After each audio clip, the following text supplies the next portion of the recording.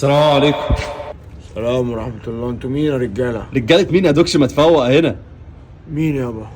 يا ابني. انت مش فاكرني انا اللي مصور معاك كل الفيديوهات اللي فاتت دي؟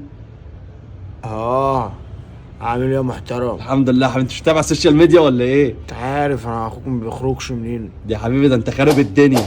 ده في واحدة مبهورة بفيديوهاتك وكاتبة ان انا عيطت. طب وده وقت هرمونات؟ لا هي عيطت من الضحك، يعني حاطة ضحك كتير، واللي بيقول لك انت لازم تمثل، واللي يقول لك انت جامد كمل في السلسلة دي. انا اصلا ممثل يا ابني، بس مفيش حد يكتشفني. انا بكلم عم احمد السبكة ما بيردش عليا. ما ردش عليك؟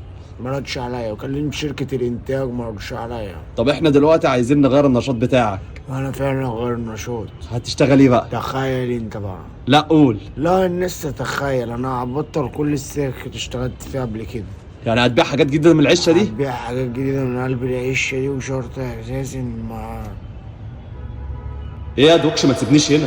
ان ما اكونش بعت حاجة قبل كده، هي الحاجة اللي هبيعها. يعني انت هتسيبها للناس هم اللي يتوقعوا؟ الناس بقى منك اليوم. طب لو حد كتب حاجة حلوة خده. هتعملها بجد؟ هتشتغل في الكار ده؟ وغلاوته ما اشتغل فيها. طب لو كده خلاص بقى، انا هقول للناس كلها بقى هم يكتبوا في الكومنتات. قول بقى وساح الدنيا. ماشي. محتاج اي حاجة انت؟ عايزك كويس بس. الله يخليك. صلي على النبي يابا. على الدراسة. سلام. سلام.